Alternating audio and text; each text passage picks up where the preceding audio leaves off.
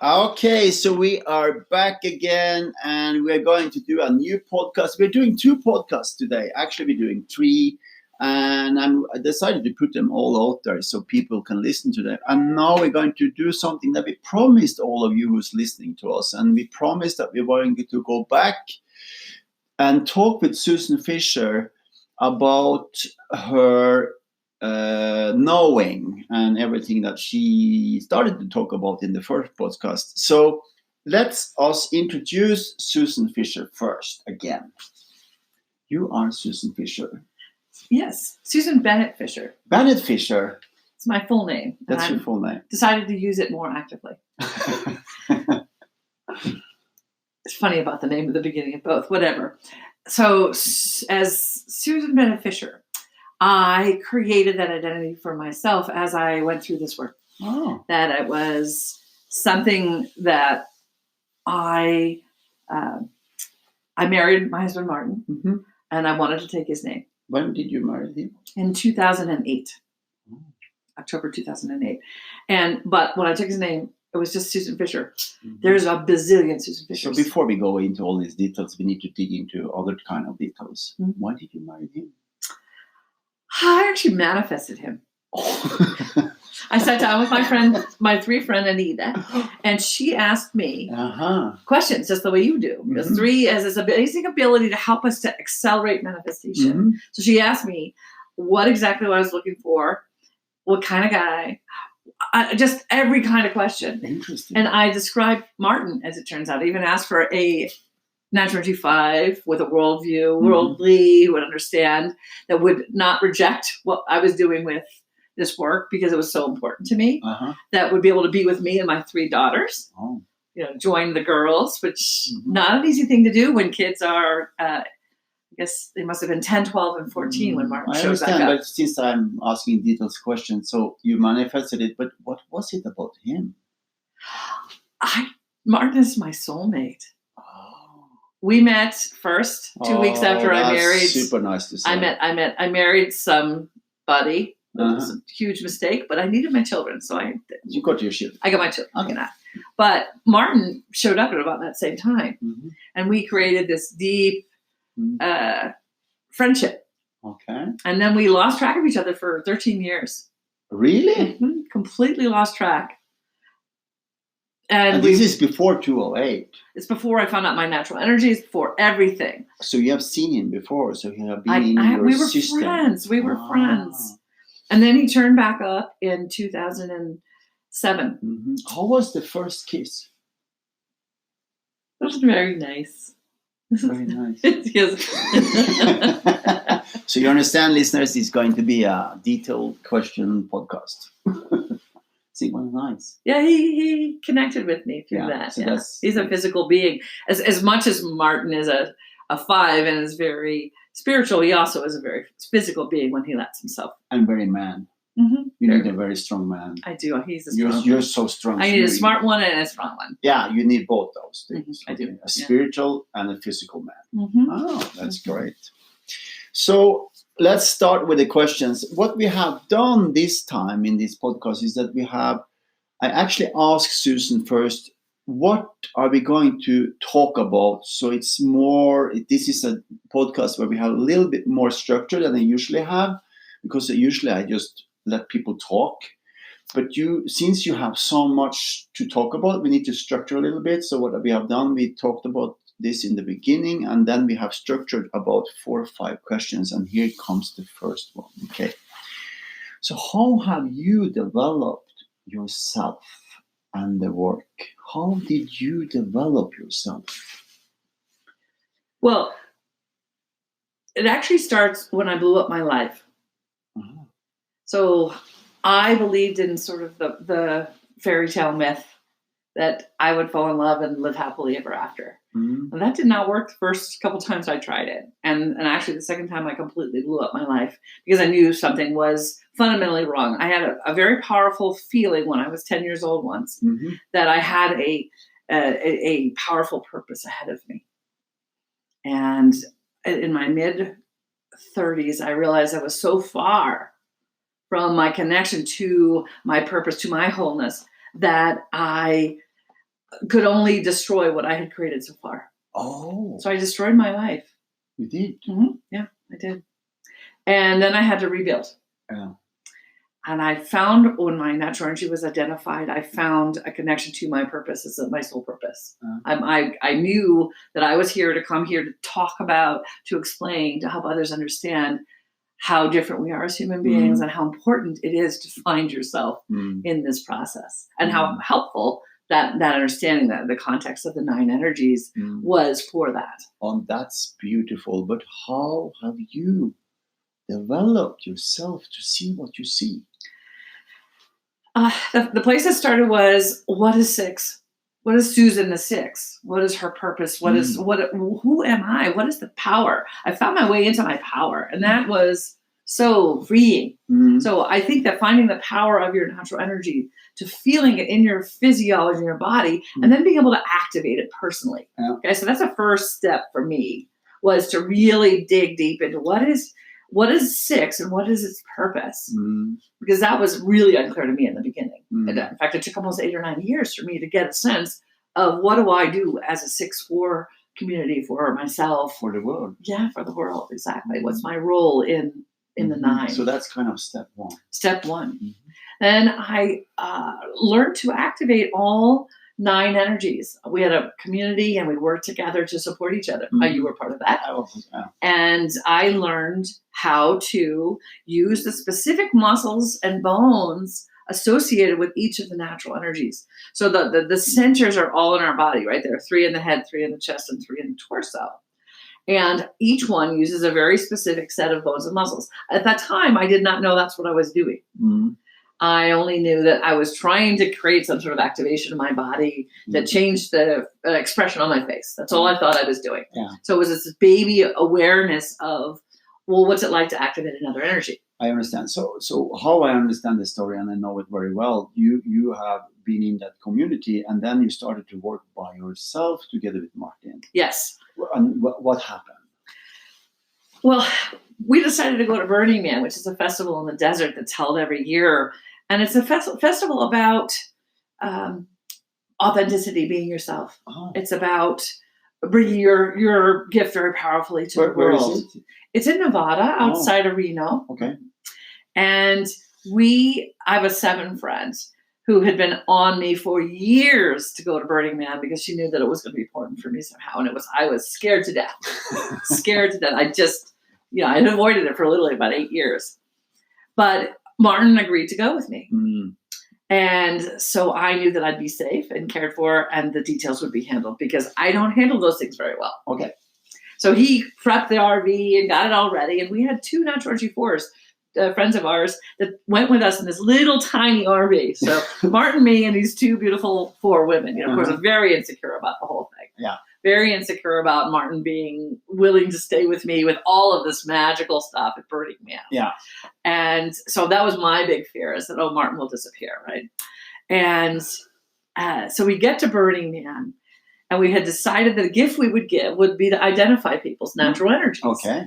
And at the time, I'd never really gone off. Well, actually, we hadn't really made that decision, but the whole drive out there, these 2 4s kept asking me questions about, Susan, why are you not being who you came here to be?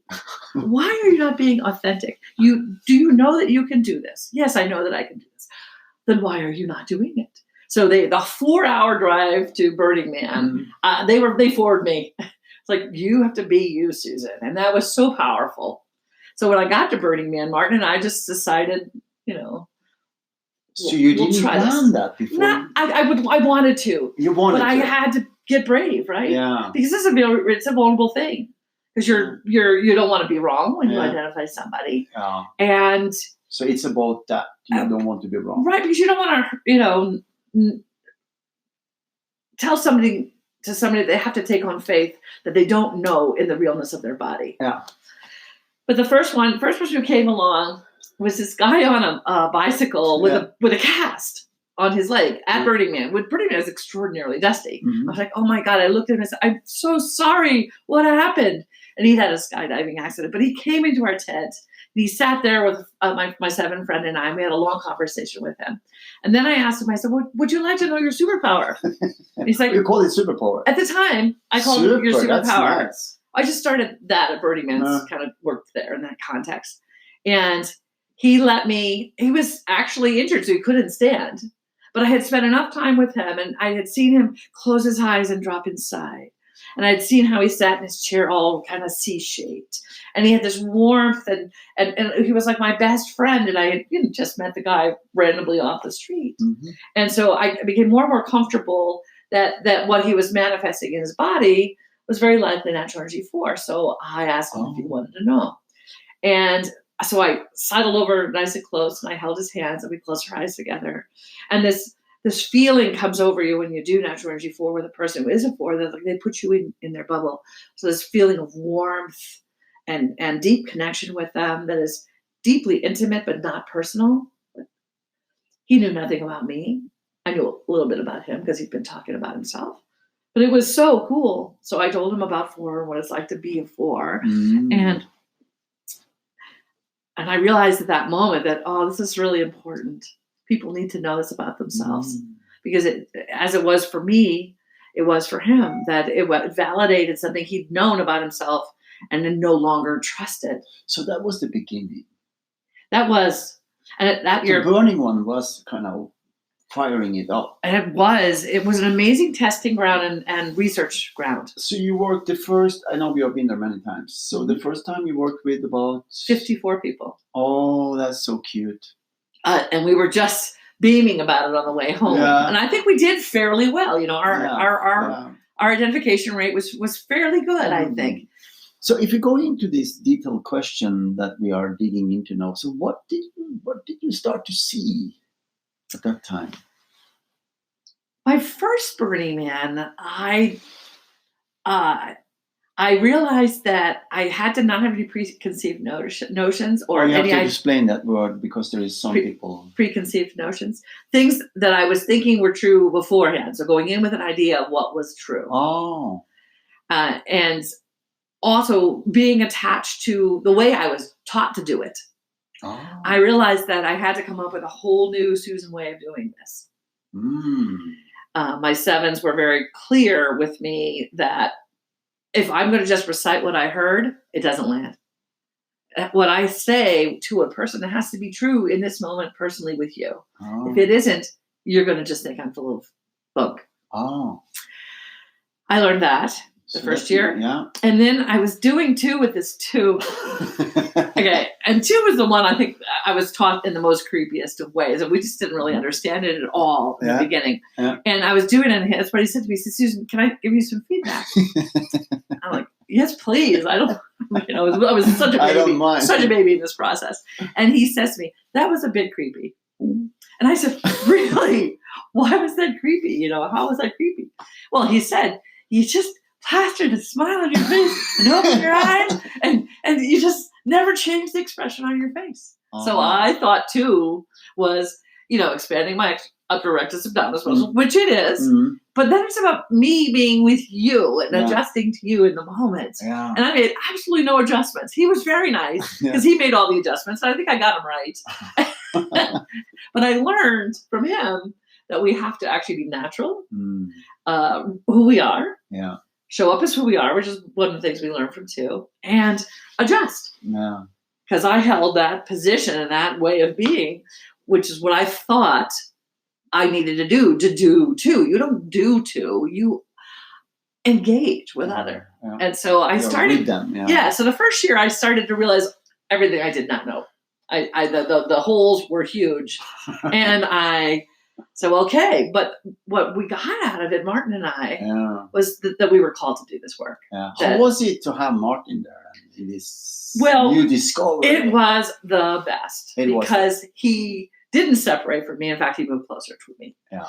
And we aligned around the purpose of beautiful. Teaching this work and researching this work and understanding it and figuring out why it matters. You actually get closer. We got a lot closer to ourselves, to each other, and to doing this work. Our commitment came. He's not crying, but he's behind the camera, but I can see that he likes it. Yes. Yeah. Yeah, it was a big deal. It was a big deal. It was a big deal. So that's the first year. Mm-hmm. And then? Well, we went back again, and we did double the number of people. Okay, so now you're 108. 108, and I came home, I was very tired. And we, over the course of the year in between, we also did a bunch of having people come over to our house and identifying. We got very active with the high school community because I had kids in high school. Here in Bosnia? No, that was in Novado. Oh, in Novado. Yeah, okay, before okay. we're the 3 years before we came here and doing all this work. Mm-hmm. And when we went back to Burning Man that second year, we did it in a different camp. And so we had our own Nine Energies identity. I spoke at Center Camp on the spoken word stage, and we were in the book as Nine Energies. So we started to have a presence that was a little official at Burning Man that year. Okay. And learned a lot more. Go back to the memories of that year. What I learned that year was I needed to be able to expand my capacity to be with others. There were a lot of threes that year. We have to say that one more time because that's really landed for all of us who's listening to this. Our human capacity to be with each other is limited. Oh. And it's to expand your capacity to be with people of each of the natural energies. Each of them is so different. So you have to actually move in a new space. And if you can't take in what is happening in that new space, it can become very overwhelming and exhausting. So at Burning Man, I learned to expand my capacity so I could identify. Ultimately, my biggest day was 120 people in a day. That's a lot of people to identify.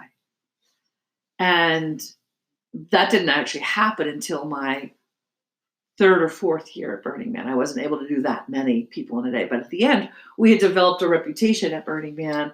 We would have one person from one camp come, and then they'd bring everybody from their camp. So the last 2 years, we did over 900 people in 9 days. So you became attractive in them. We did.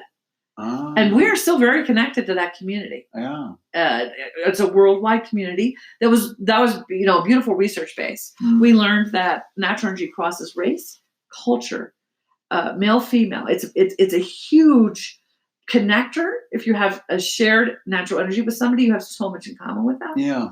But if you don't, you have no idea where they live and what they care about until you actually learn this in your own body. So I learned at Burning Man also the specificity of the physicality. That's super nice, and I think we should dig into that. Well, if you're identifying 100 people in a day, you're going to see at least 10 of every natural energy, or most of them. We tended to have a lot more 1s, 4s, and 3s at Burning Man. So I got deeper into those energies. So maybe one day I remember one day I had about 15 4s come through, mostly female. And that's when I realized that female 4s have relatively narrow shoulders, wider hips. They have a gentle forward movement with the lower hip.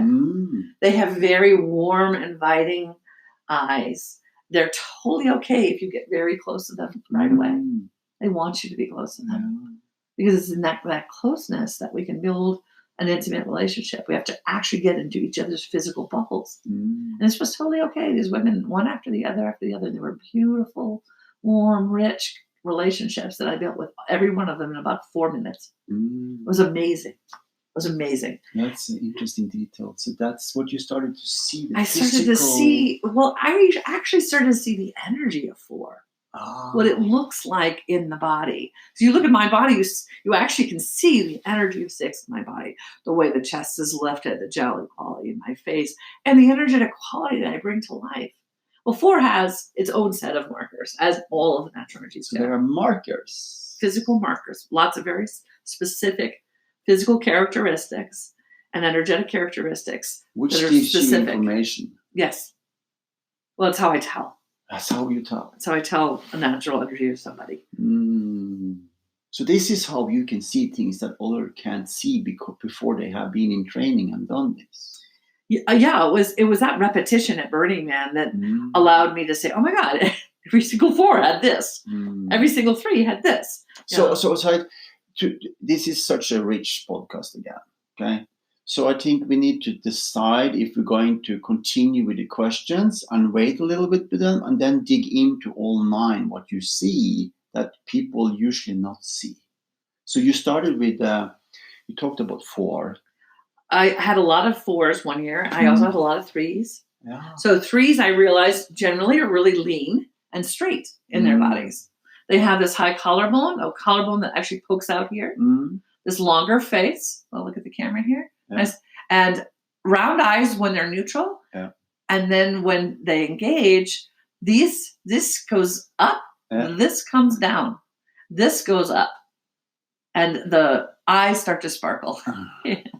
And then you can't help but smile. It's the connection. The soul lights up. So you started to see that, feel that. Yeah. So did you touch them or did? Yeah. So you ask for permission? Can I touch your? Can I feel your collarbone? So if I think somebody's a 3, I always ask, and I look specifically for this protrusion right here in the front. Wow. It sticks out. So the top vertebrae comes from T1, goes underneath the clavicle right here, and connects to the manubrium. So the 3 is lifting there all their lives. I don't know if it's born in the 3. I haven't seen enough 3 babies to know if they already have the protruding collarbone or if that's something that develops physiologically with all of that lifting that happens in the body of 3. Wow. I know, it's amazing, isn't it? It's amazing. And 3s have this incredible capacity to elicit through a detailed focus, to elicit a felt sense of what's going to manifest. Yeah. It's amazing. I agree. It is amazing. Yeah. It's just amazing. It's amazing what 3 can do. Yeah. And I am always really grateful for that experience. And I think to clarify what? So we're going to take a short break and then we're back again. And we are back again with the recording. I just need a little bit of electricity. So here we are, Susan, and we're back again. And you were talking about the details about 3. 3. Yeah. So, and you have been in Burning Man with Martin. This is 2nd, 3rd year. Yeah. Well, actually, the 2nd year was the big 3 year. Yeah. Lots and lots and lots. So then we have been talking about 4, and we've been talking about 3. Yeah. And the last year we went, I did 900 some people.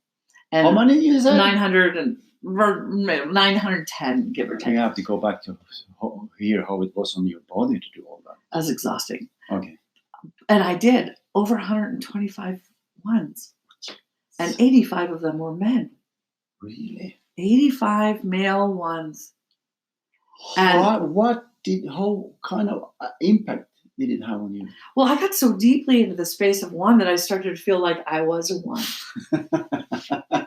It was the first time I really had that sort of this deeper compassion for where ones actually live and the challenge of having this ability to take people into this space of perfection and then have to live in the space of humanity, which is so far from the state of perfection.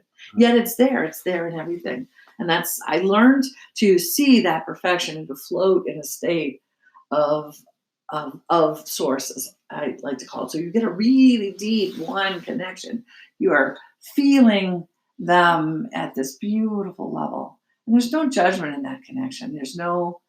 But our souls are infinite in that infinite space, and all the incarnations of us and who we are or been come into the space. It's a beautiful thing. Wow. So our deepest, most source-filled being shows up. And how is their bodies? How are their bodies? Yeah. Well, from here down, variations. Typically, they're beautiful people. Wow. They really pay a lot of attention to understand what it is to create beauty and why it's important to create beauty, because we are attracted to beauty. Yeah. So they work very hard on being very beautiful. And I've yet to run into one that's not very beautiful. They have typically longer necks. So it's this stretching of the back of the neck, the raising the chin. It comes a little forward so that there's an activation in the throat, the muscles of the throat. And I notice if you touch a 1 right there, there's a tautness that naturally happens. I also learned that if your chin is down, your eyes are more open and more round. So oftentimes ones, if they don't want to connect with you, when they bring their chin up, they will actually keep their eyes round. And then you have to enable them to soften. But if you create the relationship, the eyes naturally go to about half mast, so that creates a more receptive connection. Mm-hmm. So I learned how to create that receptive connection and how to stay there long enough. So that's important. You stay there long enough. Long enough without breaking eye contact, without blinking. Oh. You have to just stay with them. And it takes a full minute to really get into that state of floating source. And you have to be willing to let yourself be seen. Interesting. If you're not willing to let yourself be seen, you'll never experience that. Oh. So you'll have to allow yourself super out. Interesting details. Yeah. Wow. And the whole way home, I was really questioning my value as a human being. It was just like, oh my God. Because when you're rubbing up against source, it's hard to say I'm perfect. Yeah. But we are perfect just as we are, which is what you feel when you're in a deep connection with the one. It's like, oh yeah, we're perfect. It's beautiful. You're so beautiful. It's so nice. I love you. It's just lovely. Right. And then, then you go back to your, like, I'm separate from you place. And then we're lonely. Mm-hmm. So you talked about 4, 3, 1. What happened then? We are into your details of development of Susan Fisher and the work together with Morten Fisher.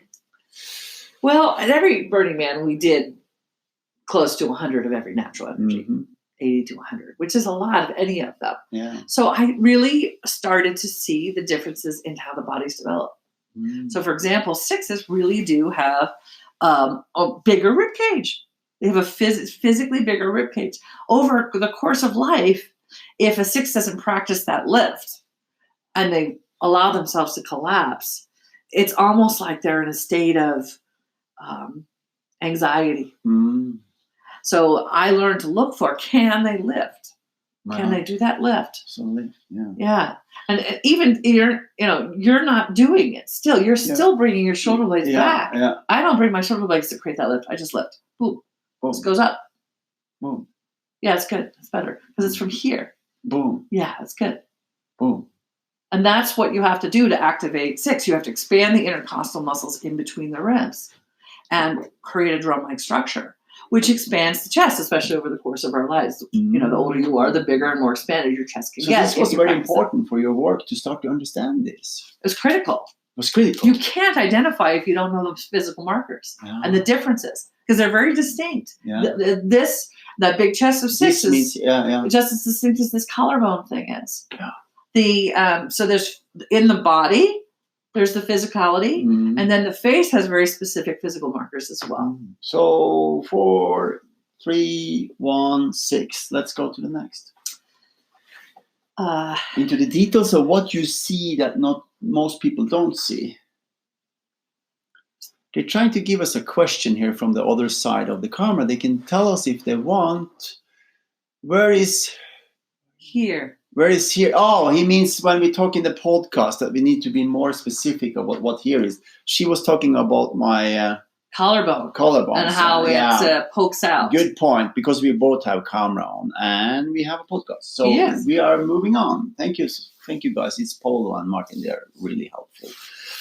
So, well, let's see. We left 2. So 2, I started to learn that about how they engage just because it's nice. Yeah.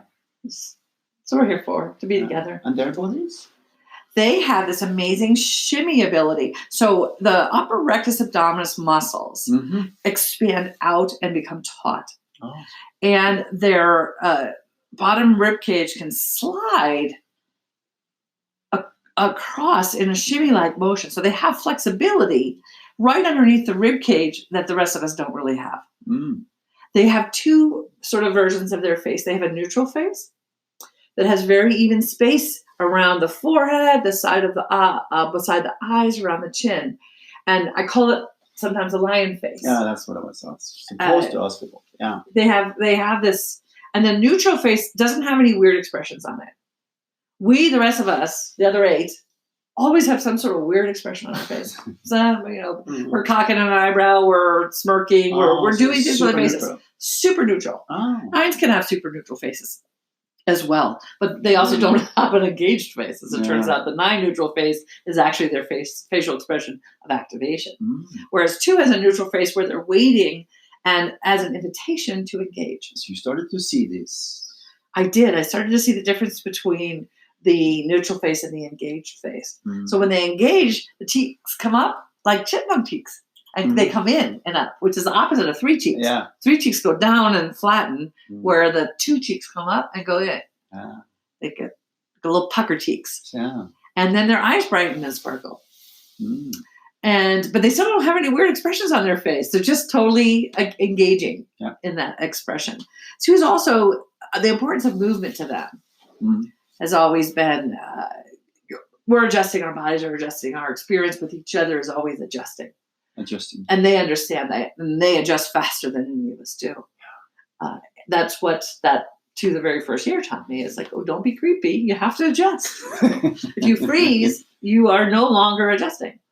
So if you're not moving, you're not adjusting. Please be alive. That's what they're asking us to do. Show up as who we are. Fullness with all of our stuff. They're able to be with whatever you bring. Whatever you bring. So I learned that they can handle a lot of human intensity. So I have this thing I call the intensity push when I work with them. I put my hands on their shoulders and I get really close and push really hard. And they just are like, yay. They're just so happy that you'll be intense with them. They can handle that. So this is the development of you. I think it's good for the listener to hear all 9. So if we can go through everybody. So we have 5, 7, 8, and 9. Yeah, well, 5's been very interesting. Because Martin, of course, is a 5. So he's always thought there was way more. So our original design for identifying 5 was being where the back goes. They lean over, hands on the front knee, the other foot back. Lean over flat, so the back is parallel to the ground and the head is parallel, so it's a very straight line. And then you push up on the shoulders. And if they're a 5, they use their head, no part of their back or body or low back or any of the other parts of the body to hold themselves there. And then when they would come up, you would see this sort of, I learned to see this step thing they almost always do when they come up. So for me, that's what I used. But when Martin got involved, he realized there was actually this ability for them to be very upright and become very strong by asking them to pull the power from the other space that they're connected to from the top of their head into, and for me, I realized it was the parietal bone in the back that's really active, and the muscles, all the muscles in the head. There's a lot of muscles there in your head, and those are involved in opening the crown and lifting the body.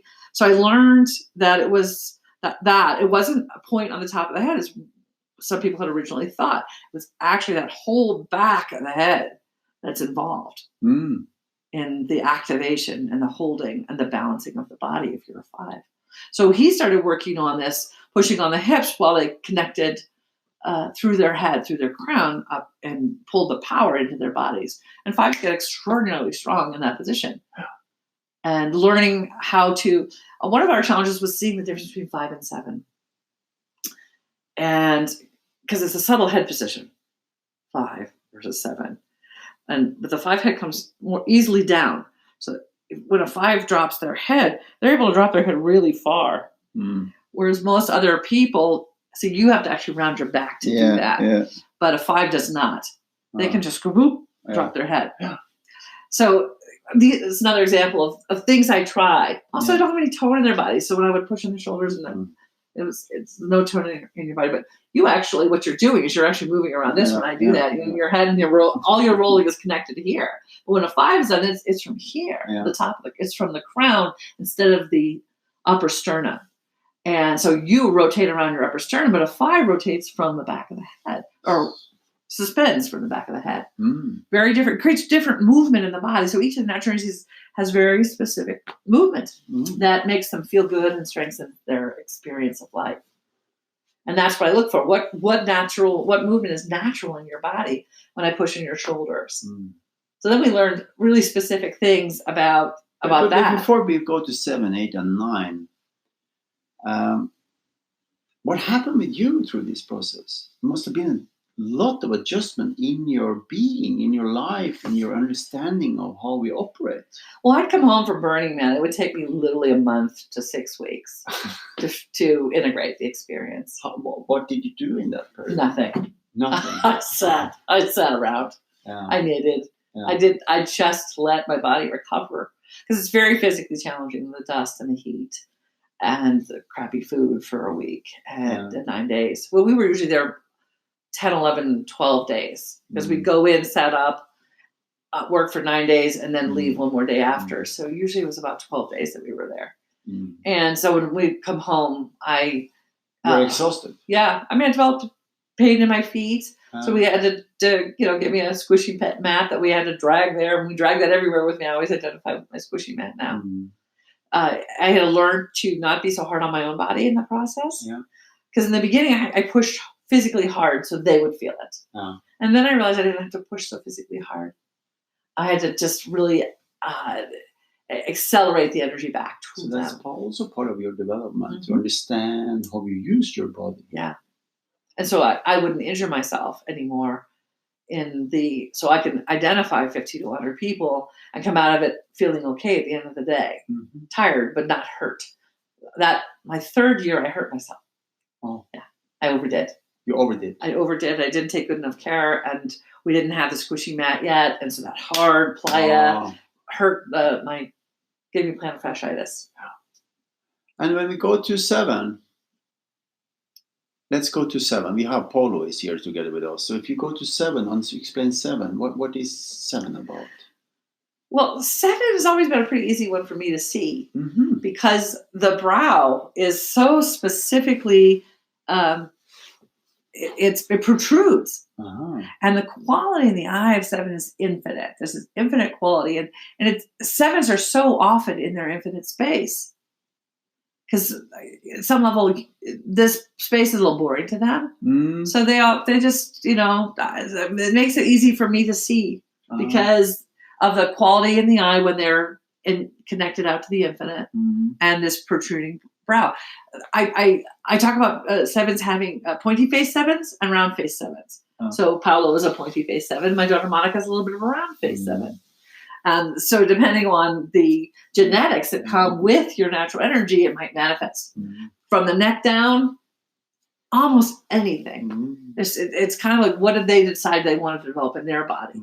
But this brow is very specific, and that quality in the eye is very specific. And that's how I learned to identify 7s. Very good. So, one more thing there. They almost always stand up and stand on the mat in a very specific way. So they'll stand up and they'll shuffle their feet back, put their back leg very straight, and they'll lean forward. 9 times out of 10, a 7 will self-identify on the mat before we do a thing. So we are all developing, and you are helping us to develop because you have this huge experience of being with people. And what's interesting now is that we have 8 and 9 left in this series that we're going to talk about.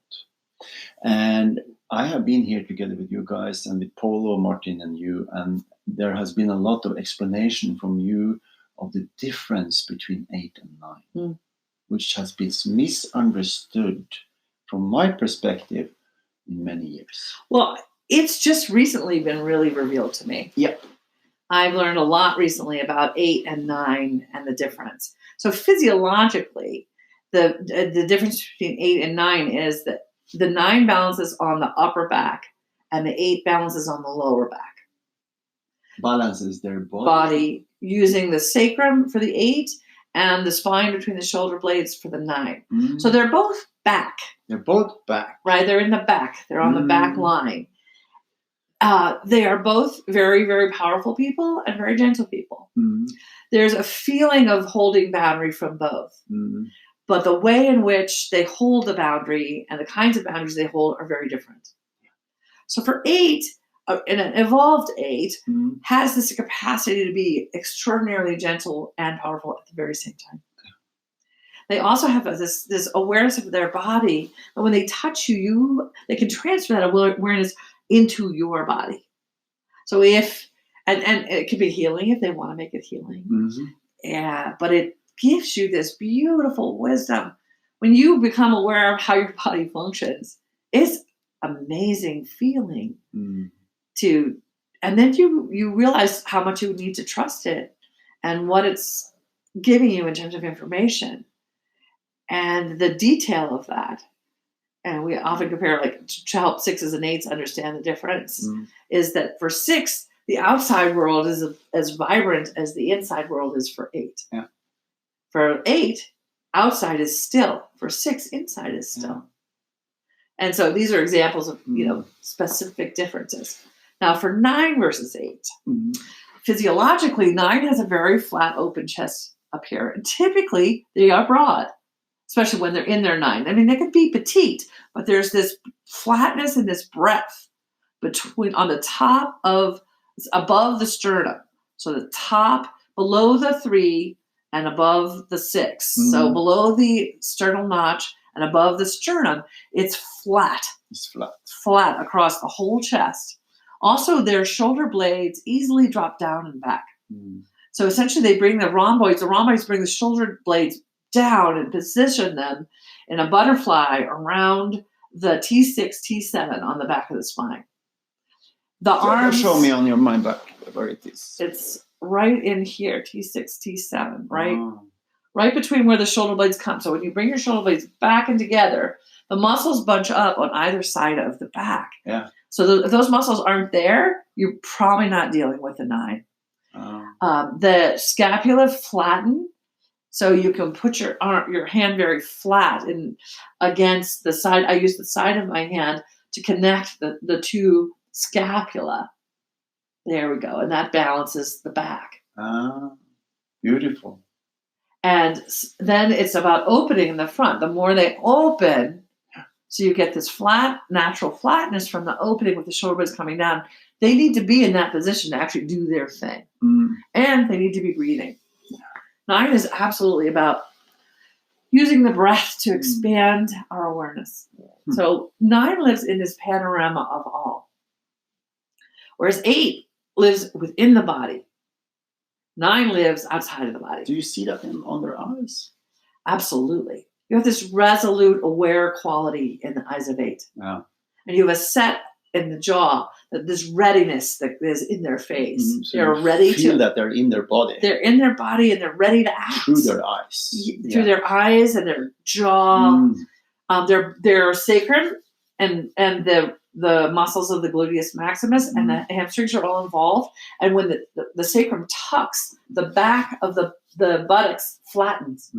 They don't have big butts. They don't stick out the way a lot of other rear ends do.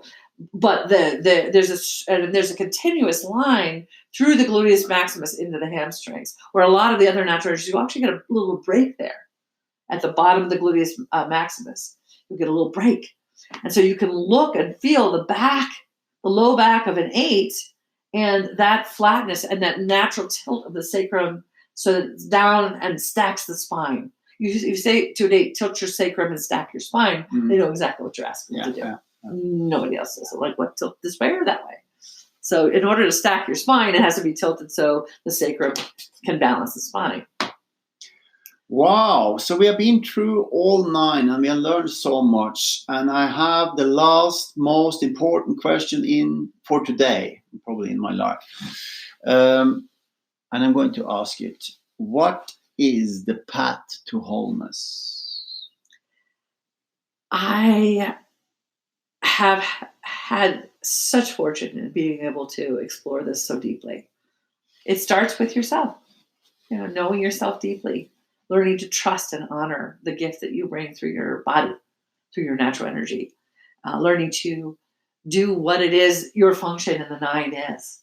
But the path to wholeness is about finding your place within it and then learning how to be with others, the other 8. And the only way to truly be with a person of a different natural energy is to be able to activate in your body with them.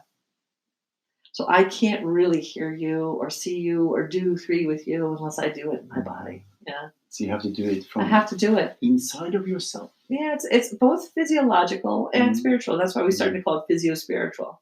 So this mirror thing doesn't actually you can't just mirror another person. No, you That's can't. really important to understand. You can mirror a match. That's the beginning. Yeah. Right? So the beginning, I had to learn to fake the 3 smile. That's the longest time I had to fake it. Because I had to actually learn to use my muscles in my face like that. I was like, oh my God, it was so strange. But once my body knew how to use those muscles, one day it kicked in. So with each one of them, this path to wholeness, there's a state change that you can achieve in your body. When you achieve that state change, all of a sudden, new information floods into your being. State change in your body. And new information comes in. Will activate you. Activates the sensor, and that sensor can now read. Do you believe it's an energy, or do you believe it's a whole being? What is you say, for example, sex? What is it? Is it energy, or is it physical?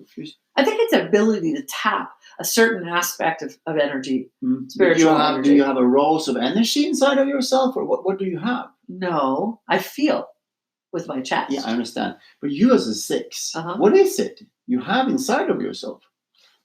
Well, I have a soul. And but as a 6, if I just have my 6 available, that's all I got. It's only 1/9. I understand, but we probably need to open up. But what do you believe it can be? Is it an energy? Is it It's a power. It's a power. It's a power. So it's access to information. Why does it shape your body? Well, you have to actually put your muscles and bones in a very particular way in order to create the activation. So if you don't do your muscles and bones in that particular way, your body can't actually activate in that way. So that's why you're born like that. I think one is born active, and we naturally activate that one. But you can learn the other 8. The learning of the other 8 is really that path to wholeness. You have to first learn yourself, then learn the other 8, and then you have to stay with the practice to allow yourself to expand your awareness, like I talked about earlier, your capacity to hold. Wholeness is a rebirth? Rebirth sort of bothers me. Okay. Yeah. No. So what I think is an expansion of your capacity to be with others. It's expansion of your capacity to experience your spiritual nature. Yeah, that's what you said in the beginning. I really paid attention to that. Because that's what it's about. This is about activating the whole body to have access to all of the information that we all have access to. Now, you're always going to be better at 3 than I am. But I'm going to be able to be with you, and I'm going to stay with you because you have I can do it. Yeah. Wow, amazing! Thank you so much. You're welcome. How does it feel to talk about this? I love to talk about it. It feels so good because it also helps me to understand my own personal evolution. Yeah, like the person I was when I started this work 17 years ago. I was a mess. You were. I met you 18 years ago. Yes, and as I said to you yesterday, Susan, you're so changed. And I'm really happy. Yeah. And one of the things that 6s often struggle with in life is being afraid. Being in fear of something. This like not understanding that you have to read the energy, make sense of it, but being subject to the energy. Yeah. And I realized I'm not subject to the energy, and I don't have to always change it, but that it's part of a whole. I learned that from 9. That's part of the whole. Yeah. Okay. Wow. Thank you so much. My pleasure. My pleasure too. Yeah. Okay. Thank you.